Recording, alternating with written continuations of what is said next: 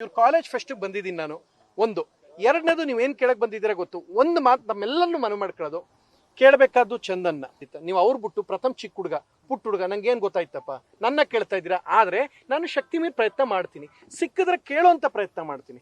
ಯಾಕೆಂದ್ರೆ ನನ್ನ ಮನೆಯಿಂದ 100 ಹೆಜ್ಜೆ. ನೋಡಿ, ನಾನೊಂದು ಸೀರಿಯಸ್ಲಿ ಒಂದು ಘಟನೆ ನಡೀತು. ಮದುವೆಗೆ 3 days ಬಿಫೋರ್ ಚಂದನ್ ಫೋನ್ ಮಾಡಿದಾಗ ಹಿಂಗಾಯ್ತು ಅಂತ. ಎಷ್ಟೋ ಜನಕ್ಕೆ ಗೊತ್ತಿಲ್ಲ. ಆಕ್ಚುಲಿ ನಾನು ಚಂದನ್ ಕಡಿಮೆ ಮಾತಾಡ್ತಾ ಇದ್ವಿ. ಅದು ಯಾಕೆ ಅಂತ ಒಂದು ಘಟನೆ ಹೇಳ್ತೀನಿ. ಅಲ್ಲಿ ಮೈಸೂರಲ್ಲಿ ಇದಾಯ್ತು ಗೊತ್ತಾ, ಯುವ ದಸರಾ ಅವರು ಪ್ರಪೋಸ್ ಮಾಡಿದ್ ಗೊತ್ತಾ, ಒಂದು ಯಾವ್ದದು ಅದು ಇದು ನಡೀತಲ್ಲ ಯುವ ದಸರಾದಲ್ಲಿ. ಅದೇನಾಗೋಯ್ತು ಅಂದ್ರೆ ಆಕ್ಚುಲಿ ನನಗೆ ಎಫೆಕ್ಟ್ ಆಯ್ತದು. ಅವತ್ತಿಂದ ನಾನು ಚಂದನ್ ಮೇಲೆ ಸ್ವಲ್ಪ ಮುನ್ಸ್ಕೊಂಡಿದ್ದೆ. ಏನಕ್ಕೆ ಅಂದ್ರೆ ಅದು ಯುವ ದಸರಾ ಪ್ರೋಗ್ರಾಮ್ ಅಂತ ನಡೆಯೋಂಥ ದಿನ ಅಲ್ಲಿ ಪ್ರೋಗ್ರಾಮ್ ನಡೀತು. ನೆಕ್ಸ್ಟ್ ನಾನು ನಮ್ಮ ಯುವ ದಸರಾ ಟೀಮ್ ಅವ್ರನ್ನ ಕೇಳಿದ್ದೆ, ಸರ್ ನಮ್ಮ ಟೀಮು ಬರ್ತೀವಿ ನೆಕ್ಸ್ಟ್ ನಮ್ಮ ಸಿನಿಮಾ ಪ್ರಮೋಷನ್ಗೆ ಅಂತ.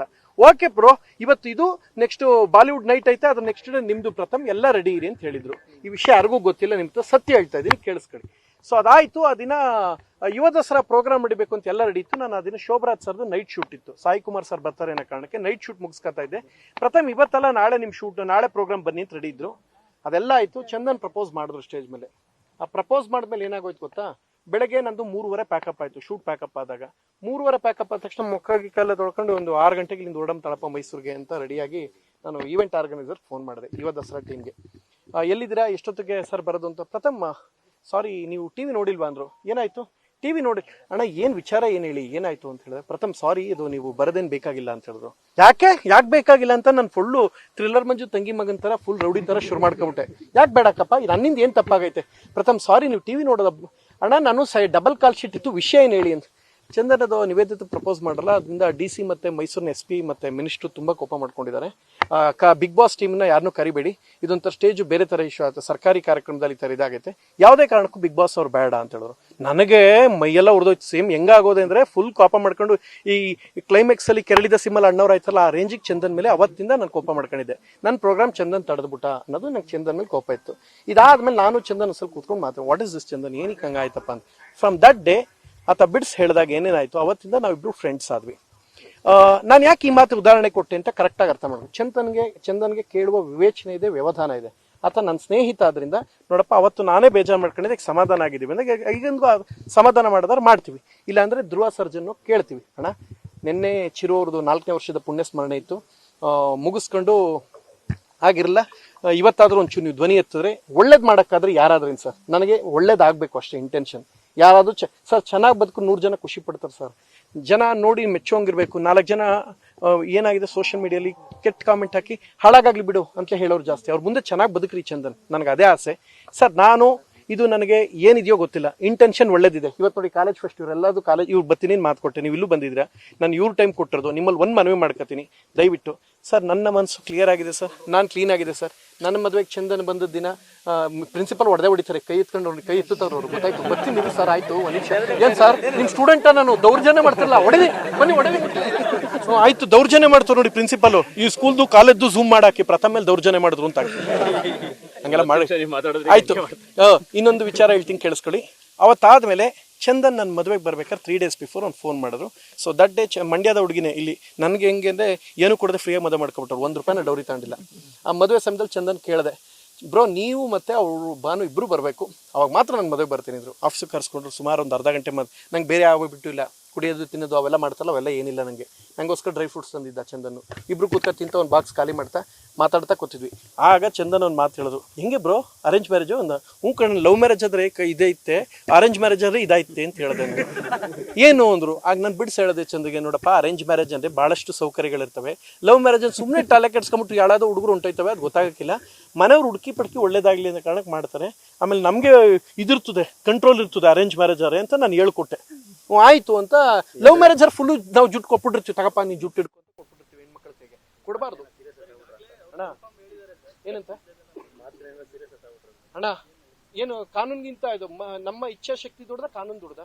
ಈಗ ಮಿಲನ ಫಿಲಮ್ ಅಲ್ಲಿ ಡೈವರ್ಸೇ ಕೋರ್ಟೇ ಕೊಟ್ರು, ಅಪ್ಪು ಲಾಸ್ಟ್ ನೋಡಕ್ ತಪ್ಕೊಂಡ್ಲು ಪಾರ್ವತಿನ, ತಪ್ಕೊಂಡ್ರೆ ಇಲ್ವೋ ಹೌದೋ ಇಲ್ವೋ ಹೇಳೋಣ ಅಣ್ಣ. ನಾವು ಮನ್ಸು ಮಾಡಿ ಚೆನ್ನಾಗಿ ಬದುಕಬೇಕು, ಕಾನೂನು ಏನಣ್ಣ ಒಂದು ಅದೊಂದು ಪ್ರೊಸೀಜರ್ ಅಷ್ಟೇ ಅಣ್ಣ. ಸರ್ ನಾವಿಬ್ರು ಕೇಳಿ ಡಿಸೈಡ್ ಮಾಡಿ ಅಣ್ಣ, ಇಬ್ರು ಈಗ 50 ವರ್ಷದಿಂದ 100 ವರ್ಷದಿಂದ ಯಾವ ವಿಚ್ಛೇದನೇ ಇರಲ್ಲ. ನಮ್ಮ ಅಪ್ಪ ತಾತ ಎಲ್ಲ ಚೆನ್ನಾಗಿರ್ಲ್ವಾ ಸರ್, ಚೆನ್ನಾಗಿ ಬದುಕಬೇಕು ಅಂತ ನಾನು ಪ್ರಯತ್ನ ಮಾಡ್ತೀನಿ ಸರ್. ನನಗೆ ಒಳ್ಳೆ ಇಂಟೆನ್ಷನ್ ಇದೆ, ನನ್ನ ಸ್ನೇಹಿತ ಚೆನ್ನಾಗಿರ್ಲಿ ಅಂತ ಸರ್. ಏನೇ ಪ್ರಾಬ್ಲಮ್ ನಾನು ರಿಸ್ಕ್ ತಗೋತೀನಿ. ಬೇರೆ ಇಲ್ಲ. ಅವ್ರು ಮಾಡೋದೇ ಇಲ್ಲ ಅಂದ್ರೆ ಈಗ ಹೆಂಗ್ ಗೊತ್ತಾ, ಟೀಚರ್ಸ್ ಹೇಳ್ತಾರೆ ನನ್ನ ಕಾಲೇಜ್ ಸ್ಟೂಡೆಂಟ್ಸ್ ನಾನು 100% ತೆಗಿತೀನಿ ಅಂತ. ಸ್ಟೂಡೆಂಟ್ ಅದ್ ಹೆಂಗ್ ತೆಗಿತೀರಾ ನೋಡ್ತೀನಿ ಸರ್, ನಾವು ಬರೀದೇ ಇದ್ರು ಅಂತ ಅನ್ಕೊಂಡ್ರೆ ಟೀಚರ್ಸ್ ಅಲ್ಲಿ ತೆಗಿಯಕ್ಕೆ ನಾನು ಪ್ರಯತ್ನ ಮಾಡ್ತೀನಿ. ಧ್ರುವ ಅವ್ರನ್ನು ಕೇಳ್ಕೊಳ್ತೀನಿ. ಇವತ್ತು ಇದು ಮುಗಿದ ತಕ್ಷಣ ನಾನು ಬೆಂಗಳೂರಿಗೆ ಮೈಸೂರು ಇನ್ನೊಂದು ಕಾರ್ಯಕ್ರಮ ಇದೆ, ಮುಗಿಸ್ಕೊಂಡು ಧ್ರುವ ಸರ್ಜವ್ರನ್ನ ರಿಕ್ವೆಸ್ಟ್ ಮಾಡ್ಕೊತೀನಿ. ಧ್ರುವ ಅವರು ಒಂದ್ ತಿಳ್ಕೊಳ್ಳಿ, 45 ಕೋಟಿ ರೂಪಾಯಿ ಸಿನಿಮಾ ಪೊಗರು ಸಿನಿಮಾನ ಚಂದನ್ ಕೊಟ್ರು. ನಿಮ್ಗೆ ಒಂದು ಸಣ್ಣ ಎಕ್ಸಾಂಪಲ್, ಅದ್ದೂರಿ ಬಹದ್ದೂರು ಭರ್ಜರಿ ಸೂಪರ್ ಹಿಟ್ ಅಲ್ವಾ, ಅದಾದ್ಮೇಲೆ ಹರಿಕೃಷ್ಣ ಅವ್ರಿಗೆ ತಂದು ಕೊಡ್ಬೇಕಾಯ್ತು. ಇಲ್ಲ ಗೆಳೆಯ ಚಂದನ್ ಚೆನ್ನಾಗಾಗ್ಲಿ ಅಂತ ಕೊಟ್ರು. ಸೊ ಚಂದನ್ಗೆ ಒಳ್ಳೇದಾಗ್ಲಿ, ಆ ಪ್ರೀತಿ ಇದ್ರೆ ಧ್ರುವ ಅವ್ರ ಮಾತನ್ನ ಅವ್ರು ಕೇಳ್ತಾರೆ. ನಾನು ಒಂದ್ ಮಾತು ರಿಕ್ವೆಸ್ಟ್ ಮಾಡ್ಕೋತೀನಿ, ಸಿಕ್ಕಾಗ ನನ್ನ ಮಾತು ಕೇಳ್ತಾರೆ. ಚಂದನ್ ಇಲ್ಲ ಅಂದ್ರೆ ಕೇಳಿಸ್ಕೊಳ್ತಾರೆ. ಅಂಡ್ ಚಂದನ್ಲಿ ವಿವೇಚನೆ ಇದೆ. ನಾನು ಕೂಡ ಕೋಪದಲ್ಲಿ 1-2 ಸಲ ಹೇಳಿದಾಗ ಇಲ್ಲ ಬ್ರೋ ನಾಟ್ ಲೈಕ್ ದಟ್, ಅದು ಹಂಗಲ್ಲ ಹಿಂಗೆ. ಅಂಡ್ ಮದುವೆಗೆ ಏನಿಗೆ ಬಂದ್ರು ಚಂದನ್ ಹೇಳ್ತೀನಿ ಕೇಳಿ. ಆ ದಿನ 350 ಕಿಲೋಮೀಟರ್ ದೂರದಲ್ಲಿ ಒಂದು ಈವೆಂಟ್ ಇತ್ತು. ನಾನೊಂದು ಫೋಟೋ ಹಾಕಿದ್ದೀನಿ ಫೇಸ್ಬುಕ್. ನನ್ನ ಮದುವೆ ದಿನ ಚಂದನ್ ಬಂದಿದ್ದು, ಮನೆಗೆ ಬಂದು ಕೂತ್ಕೊಂಡ್ರು. ನೀವೊಬ್ರು ಬೇಜಾರು ಮಾಡ್ಕತ್ತೀರಾ, 6:15 ಅಲ್ಲಿ ಸ್ಟೇಜ್ ಶೋ ಇದೆ, ನೀವೊಬ್ಬ ಬೇಜಾರು ಮಾಡ್ಕತ್ತೀರಾ, ಮದುವೆಗೆ ತೊಂದರೆ ಆಗ್ಬಾರ್ದು ಅನ್ನೋ ಕಾರಣಕ್ಕೆ ಬಂದೋಗಿದ್ದೀನಿ. ಚಂದನ್ ಬಂದು 2 ಅವರ್ಸ್ ಮಲ್ ಕೂತ್ಕೊಂಡು 2:15 ನಮ್ಮಿಂದ ಹೊರಟರು ಮೈಸೂರು ಮನೆಯಿಂದ. ಅದರ ಅರ್ಥ ತಾಳಿ ಬಗ್ಗೆ ಮದುವೆ ಬಗ್ಗೆ ಆತನಿಗೆ ಒಳ್ಳೆ ಒಪಿನಿಯನ್ ಇದೆ. ಎಲ್ಲೋ ಯಾರೋ ಮಧ್ಯದಲ್ಲಿ ಕೋತಿ ಮುಂಡೆ ಒಂದಷ್ಟು ತೊಂದರೆ ಮಾಡಿರ್ತವೆ. ಗೊತ್ತು ನನಗೆ ಪ್ರಪಂಚ ಹೆಂಗಿದೆ ಗೊತ್ತಾ, ಹಾಳಾದ್ರೆ ಖುಷಿ ಪಡೋರು 1000 ಜನ ಇರ್ತಾರೆ. ನಮ್ದು ಏನಕ್ಕೆ ಗೊತ್ತಾ, ನಮ್ದು ಯಾಕೆ ಹಿಂಗಾಗಲ್ಲ ಅಂದ್ರೆ, ನಾನು ನನ್ನ ಹೆಂಡತಿಗೆ ಮೊದಲೇ ಬಿಡಿದೀನಿ, ನೀನು ಏನು ಮಾಡ್ತೀಯ ಮಾಡ್ಕೋ, ಸಿನಿಮಾ ವಿಚಾರಕ್ಕೆ ನಂದಕ್ಕೆ ನೀ ತಲೆ ಹಾಕ್ಬೇಡ, ನಿಂದಕ್ಕೆ ನಾ ತಲೆ ಹಾಕಲ್ಲ. ನನ್ನ ಸಿನಿಮಾದಲ್ಲಿ ನಾನು ಪ್ರಶ್ನೆನೇ ಮಾಡೋಕ್ಕಿಲ್ಲ. ಇನ್ನು ನಾಳೆ ಒಂದು ಫೋಟೋ ನಂದು ಕೊಕೇನ್ ಸಿನಿಮಾ 3 ಹಿಂಗೆ ಐತಿ, ಏರ್ ಸ್ಟೈಲು ಒಂದು ರೊಮ್ಯಾಂಟಿಕ್ ಏನೋ ಒಂದು ಐತಿ ಸಿನಿಮಾ ಇರೋದು ಆಕ್ಷನ್ ಮೇಲೆ. ಅದು ನಾನು ಮೊದಲೇ ಪೋಸ್ಟರ್ ಬೇರೆಯವ್ರು ಕಳ್ಸೋಕೆ ಮುಂಚೆ ನಾನೇ ಕಳಿಸ್ಬಿಟ್ಟು, ನಾನು ಹೆಂಡತಿ ಸೋಷಿಯಲ್ ಮೀಡಿಯಾನೇ ಯೂಸ್ ಮಾಡಲ್ಲ. ಯಾರು ನನಗೆ ಏನೂ ಮಾಡೋಕ್ಕಾಗಲ್ಲ. ನಾನು ಎಷ್ಟು ಟ್ಯಾಲೆಂಟೆಡ್ ಅಂದರೆ ಕರೆಕ್ಟಾಗಿ ಹುಡುಕಿ ಮದುವೆ ಮಾಡ್ತೀನಿ. ಆಯ್ತಾ, ಇವೆಲ್ಲ ನೋಡಿದಾಗ ಪ್ರಪಂಚ ಚೆನ್ನಾಗಿ ಬದುಕಕ್ಕೆ ಏನ್ ಮಾಡ್ಬೇಕು. ಹಾಳಾಗ್ಲೇನೋರು 1000 ಜನ ಇರ್ತಾರೆ, ಅವ್ರ ಮಧ್ಯೆ ಚೆನ್ನಾಗಿ ಬದುಕಿದ್ರೆ ಚಂದನ್ ಪ್ರಪಂಚ ಚೆನ್ನಾಗಿರುತ್ತಪ್ಪ. ಇವ್ರು ಯಾರು ಹೇಳೋರಲ್ಲ, ನಿಮ್ಗೆ ಸರಿಯಾಗಿದೆ ಒಳ್ಳೆ ನಿರ್ಧಾರ ಬ್ರೋ ಅಂತ ಹೇಳೋ ಯಾವ ಮಕ್ಕಳು ಬರಲ್ಲ. ಚೆನ್ನಾಗಿ ಬದುಕಿ ಬಾಳಿ ಶಕ್ತಿ ಮೀರಿ ನಾವು ಪ್ರಯತ್ನ ಮಾಡ್ತೀನಿ. ಅದ್ರ ಮೇಲೆ ಈಶ್ವರನ ಇಚ್ಛೆ, ಅದೇನಾಗುತ್ತೆ ದೇವ್ರ ಇಚ್ಛೆ. ನಾನೇನು ಸರ್ ಮಾಡಕ್ಕೆ, who am I to decide? ನಾನು ಯಾರು ಸರ್ ಹೇಳಿ, ನಾನು ಯಾರು? ನಾನು ಪ್ರಯತ್ನ ಅಂತೂ ಮಾಡ್ತೀನಿ ಸರ್. ಇಲ್ಲ ಅಂದರೆ ಧ್ರುವವ್ರನ್ನೂ ಕೇಳ್ಕೊತೀನಿ.